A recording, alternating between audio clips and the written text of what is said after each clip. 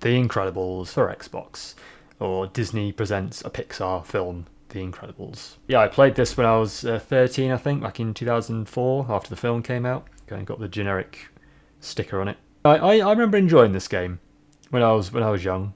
You know, I look forward to replaying this again. Actually, check the back. Super strength, super speed, invisibility, elasticity, and then just in case you forgot already, super strength, super speed, super force, super stretch. Oh no, sorry, we've changed it a bit. We couldn't decide what sounded better, and then it's got the characters in case you can't remember who's who and who does what. And it tells you there was no friends. If you've got friends, do not play this game. You're not allowed. No problem for me. But yeah, these are your powers. Bombs, bullets, robots, lasers. Your enemy controls them all. The only way to survive being the Incredibles is to be truly incredible. Syndrome, looking very, very goblin-like. Do a quick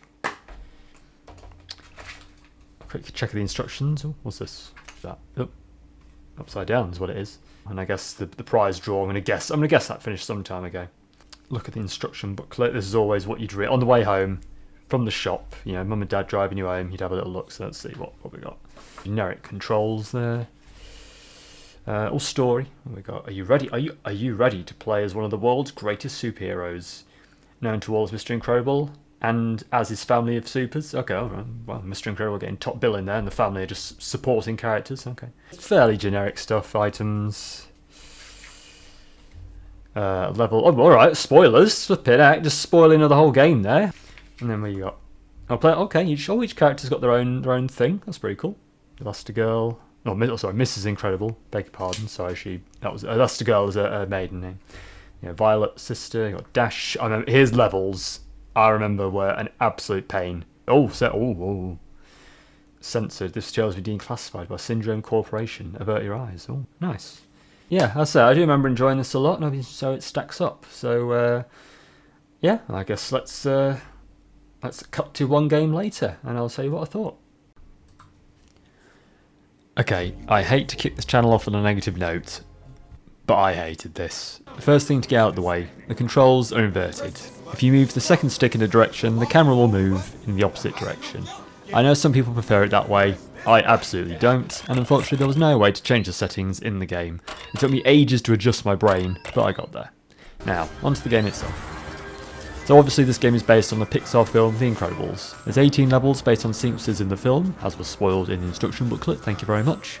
You play as Mr. Incredible, Mrs. Incredible, Dash and Violet. But no Jack. He doesn't even exist in the game as far as I saw. I made a joke that Mr. Incredible is the main character and the others are just supporting characters, but it's actually quite true.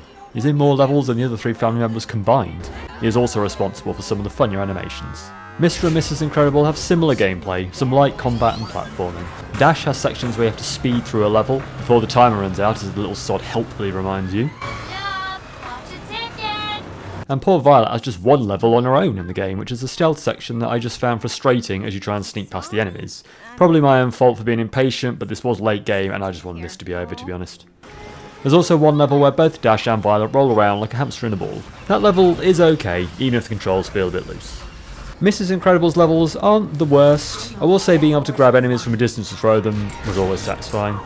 The main issue is the instant checkpoint reset if you fall to your death. That might have been okay if the gameplay was engaging, but it wasn't, and it was just a pain having to go through sections over and over again. Okay, let's get Dash's levels out of the way, so I'm sure anyone who played this game back in the day will remember how frustrating they are. And to be honest, the first level when you're running to the school wasn't as bad as I remembered. Yes, I died plenty, but I still managed to beat it in a reasonable time. Although I don't know why all these boxes are in the road. Oh Ted, look!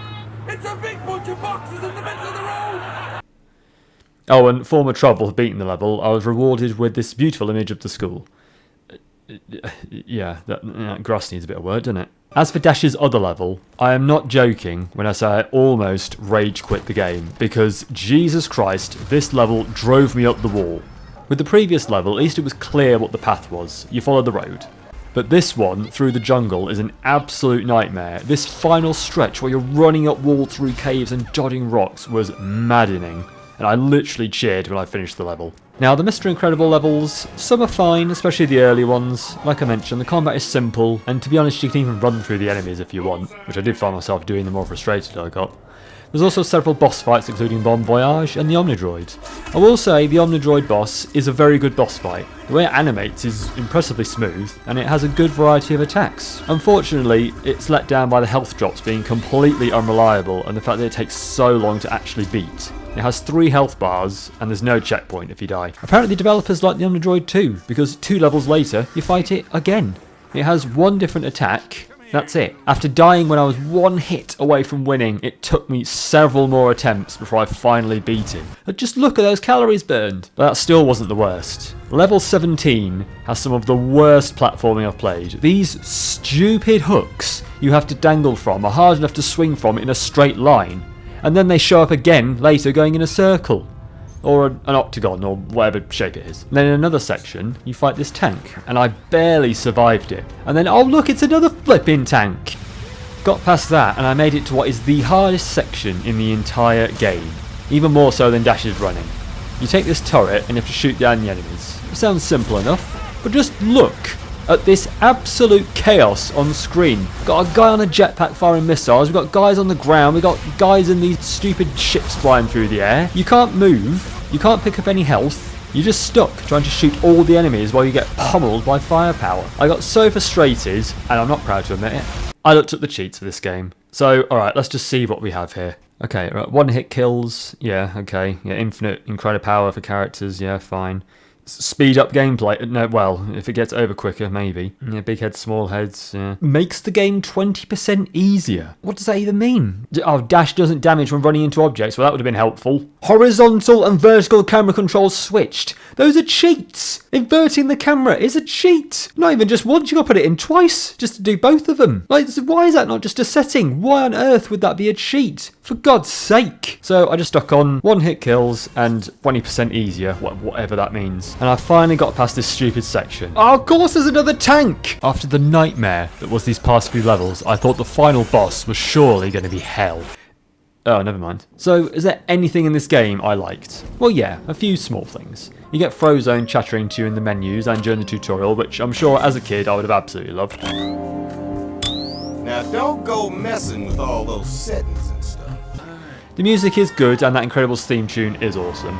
The levels of the game expand on the events of the film nicely and make you feel like you are in the film world. The graphics are decent for the time and seeing them recreate Mr. Incredible's stretching belly was weirdly satisfying. But even with those good points, I do not recommend this game to anybody, except maybe children who love the film, which is who this was originally aimed at. If you're an adult, honestly, I wouldn't even play this for the nostalgia. On my scoring system, I'm giving this a 1. And like I said, I don't want to kick off this channel on a negative note. I'm not someone who likes to be negative. I always try and find the positives in things, but this one was a struggle.